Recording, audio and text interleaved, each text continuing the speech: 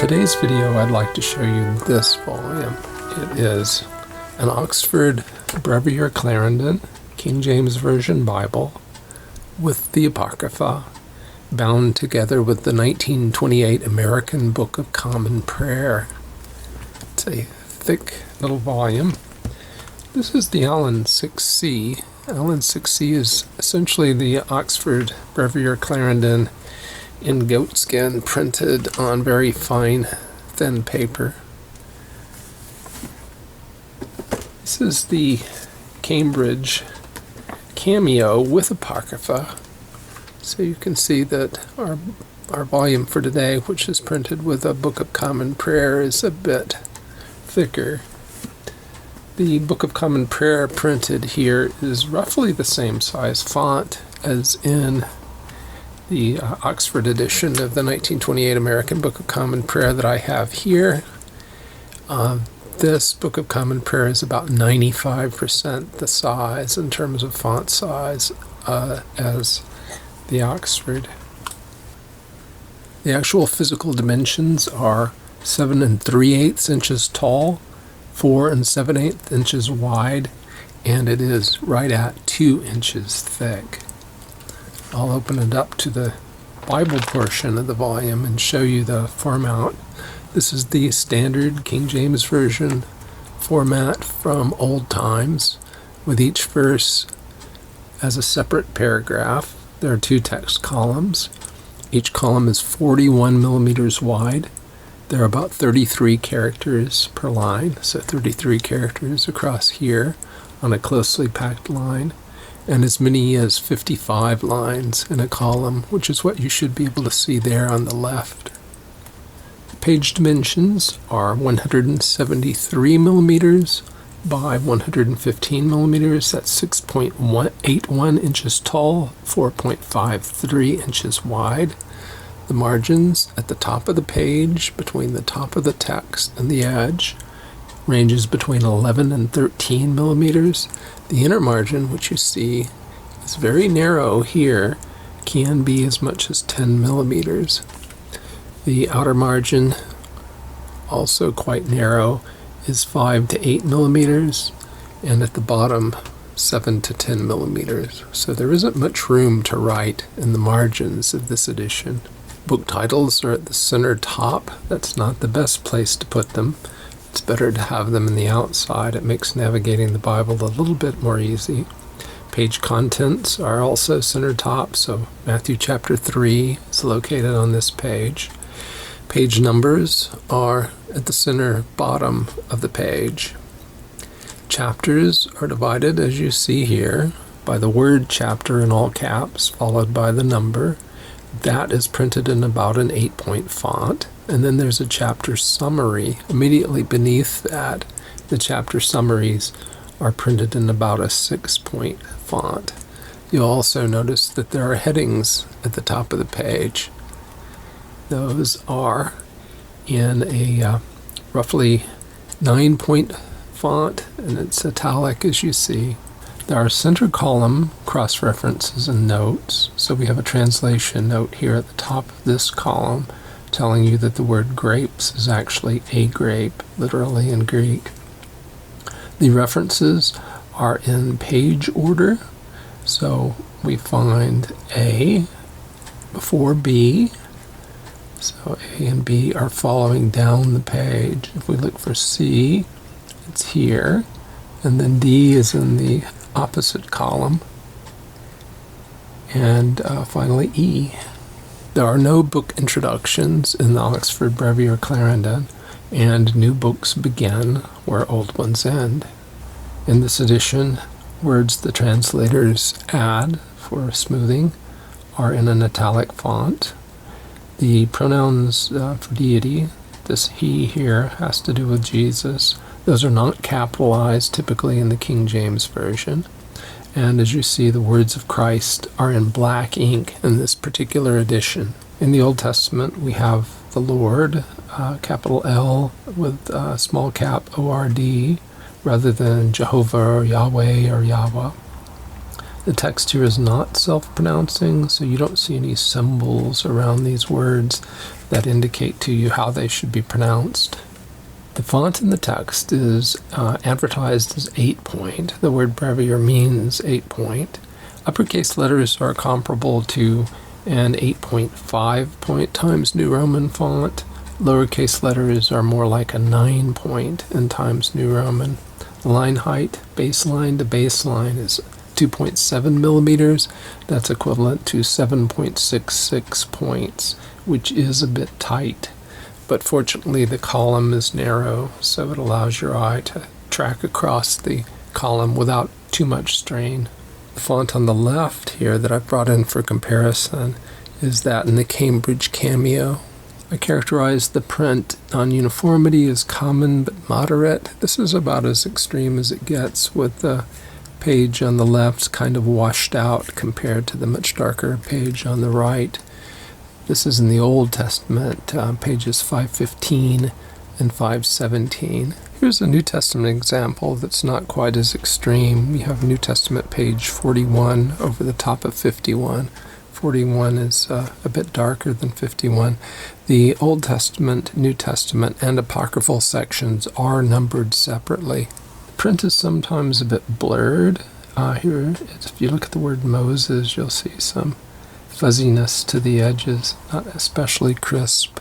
That was the Old Testament page 208. We're looking now at 754, and you see some of the similar things happening here in those that published down below and home and divided. It's also not that difficult to find broken characters. If you look here at the H and he, this is Ezekiel 33, that's verse 3. T here is missing a portion. If we look down below, there's a portion of the P missing here in trumpet. And there are further examples down the same column. In terms of the paper characteristics, I measure the sheet thickness at 33.9 micrometers. That allows me to estimate the paper weight at 31 GSM, so it's probably 32. The surface is shiny, and perhaps you've seen that. You can see, I think, some reflection there on the right. It is a sort of a waxy surface, so you do have to be concerned about the angle between the page, your eye, and the lamp. The color is very nearly white. There's a light beige tinge to it. There is no distracting show through here, even though the text is not line matched. So to demonstrate the opacity for you, I've turned to the prayer book section of this volume. This is the title to the Order for Holy Communion, and I will show you what happens when we move a piece of paper over the top. So you can still read it, the Order for, but it is very much diminished in intensity. Let's now look at the back of the volume. We're at the end of the book of Revelation. We have 8 notes pages on very glossy paper. They're not lined. After that, we have some cardstock, several sheets of that. There are no maps, as you see, no concordance. Then we have this coated paper liner. You can see we have multiple ribbons. We'll talk about those in a moment, but you should be able to see through them. The black and yellow tail band. The page edges are covered in gold. I think it's a relatively nice job. Then we have ribbons, as I mentioned a moment ago. We have red, green, dark green, white, black, and purple. These ribbons are 7 millimeters wide, 24.3 centimeters long, so they're long enough to come out at the corner here to make them useful. The ends are a bit frayed, so at some point I believe I will put some nail polish along those to help maintain them. The cover is black genuine leather. It is not especially flexible. It has a cross on the cover. We already saw the gold stamping on the spine. There are no raised hubs. It does say genuine leather on the back. The binding is sewn, and the stitching is just visible here in 3rd John. If you look there in the gutter, I think you'll be able to make that out.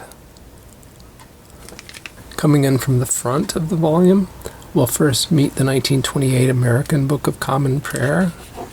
We still have the coated paper liner. We have a few pages of heavy paper, a presentation page on the slick paper, certification of baptism, confirmation, holy matrimony, marriages, and births. Then we have title pages, the copyright page, which gives you the ISBNs and says that it's printed in the United States. And then the table of contents for the Book of Common Prayer. I've talked about the 1928 Book of Common Prayer in other videos, so I'm not going to go into this in detail here, but I will tell you that the font here is about 95% the size of the font in the Oxford edition I showed you at the beginning. I'm showing you here on the left the Oxford edition that I showed at the beginning of the video, so you can see that the font here is just a bit larger than the font in the edition that we're looking at today. This paper is better in the Oxford edition. It is not slick. You don't have the shine that you get on our Anglican Parishes Association edition. That font is much larger than the font in the Deus Publications edition of the same book that I showed a few months ago. You may have noticed this curvature, and that was caused by a deliberate process that I undertook. I first broke the volume in, and then I noticed the very narrow inner margin. And so what I've been doing is I have been generally teasing it out gently over time, which has been creating this arch in the spine, which is reflected in an arch in the page edges here. If you're like me, you've never seen an Oxford Brevier Clarendon with the Apocrypha. It is inserted here right after Malachi with no intervening pages. So we have the books called Apocrypha. First Esdras is not Ezra. This is an apocryphal, different book that does appear in some manuscripts of the Septuagint. And then we have Second Esdras after this, which is not a Septuagintal book. Printed in the same format as the rest of the Bible. We have Tobit and Judith. And we have the additions to Esther. I prepared a chart some time ago that I guess I should show you, which shows the King James Version Apocrypha in the far left column and compares that with the apocryphal / Deuterocanonical works and other types of Bibles. As an example of a Catholic Bible, you'll see the ESV CE in the second column. It has less material than the King James Version. It's missing 1st and 2nd Esdras, for instance, and the Prayer of Manasseh. The Orthodox Study Bible has more material. It does have 1st Esdras and the Prayer of Manasseh. It has, in addition, 3rd Maccabees, which is not present in the King James Version. And then the class of Bibles that have the most material are like the Revised Standard Version, New Oxford Annotated Bible, or the New Revised Standard Edition of the same Bible. I believe the ESV Diadem falls into this class as well. You may have noticed that there are center column references in the apocryphal section. We're looking here at Wisdom 7:26. For she is the brightness of the everlasting light. And if you look at the reference O, it points you to Hebrews 1:3. I'm going to zoom out so I can show you my facsimile original King James Version Bible at Hebrews 1:3, which has a marginal note pointing back to Wisdom 7:26, where we just were. Now we'll look at the volume that we're reviewing today at that same spot. If we look at Hebrews 1:3 here in our Oxford Brevier Clarendon with Apocrypha, we do not find a reference pointing us back to wisdom. So that's an unhappy situation. I wish the center column references did point in both directions in a symmetrical fashion. I have not looked thoroughly through the center column references, but just skimming through them, I have not found any references to the Deuterocanonical works yet in the 66 book center column references. We mentioned the ribbons earlier, and I said in passing that they're long enough to be useful, and there's an example with the red one. You might be asking yourself, why are there 6 ribbons? Usually you see in a Bible maybe 4 at maximum. Well, the reason there are 6 is that this is a combination of the Bible with the Book of Common Prayer, and if you, like me, try to read morning and evening prayer just about every day, then I think you'd decide that you actually need 8. I haven't put additional ribbons in there. I've been using these bookmarks instead, but you really do need one to find the page where the readings are listed. So we are here at, I think this is the 21st Sunday after Trinity on Saturday. So we need a bookmark here to tell us what the readings are to go with morning and evening prayer. Then we need a bookmark here to go with, I've already done morning prayer today, so we would need one here at evening prayer. Get there in a moment. So here, and move that as we move through evening prayer this evening.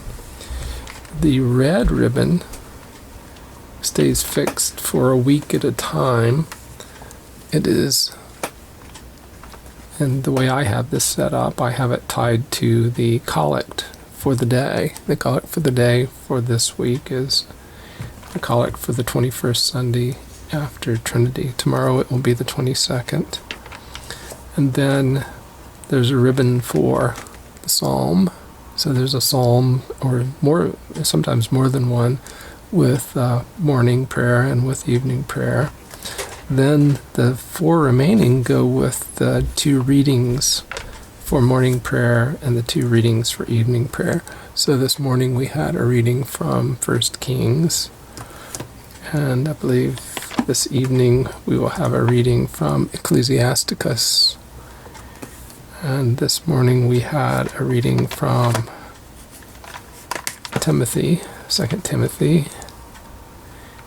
And this evening we will have a reading from Matthew 24. So I have those all set up. But I think at some point I may install 2 additional ribbons here in order to be able to have a ribbon for these 2 to replace these 2 bookmarks. So here's the volume lying open at evening prayer. As we move deeper in, you see you do have this drop off into the very narrow inner margin, so you are going to have to press it open to be able to read it. My book stand does that fairly well. Same problem here in the Bible text itself. Pulling it apart, which creates that curvature in the spine, is the way to be able to read into the gutter. But the great advantage here, of course, is that you have the 1928 Book of Common Prayer bound together with the complete Oxford Brevier Clarendon King James Bible. So that's very convenient. It means that you can carry it about with you fairly easily without having multiple volumes, remembering to pick up multiple different items. What I tend to do is I tend to put it in one of these Amazon covers. I think this is a cover designed for use with some sort of an electrical device, but I keep it safe that way in my backpack or my briefcase. Now, I didn't know anything about this volume until someone commenting on my video of the Deus Publications 1928 American Book of Common Prayer video told me about it. And I'm very glad that person did, because this has been my main Bible/Book of Common Prayer that I've used since it arrived. I attempt to say morning and evening prayer every day using this Book of Common Prayer and readings from this edition of the Bible. And so it is my daily use Bible these days. The prose are, it's generally printed very boldly. The King James Version is a time-tested and beautiful translation. It does include all the books that are read from in the calendar. It has a sewn binding. On the downside, the paper is shimmering. It does have a luster to it, as you see right through here. And the inner margin is too narrow, so one does have to press it open to be able to read into the margin. But it does seem to have adapted fairly well to being pulled apart. It doesn't show any signs of tearing apart yet. Another downside is that because it is an old printing, a reproduction of an old printing, you do occasionally have broken characters like that. And of course there's no map section, no concordance. So with that, I will conclude this video. Thank you very much for watching this presentation of the Anglican Parishes Association combination Book of Common Prayer / King James Version Bible.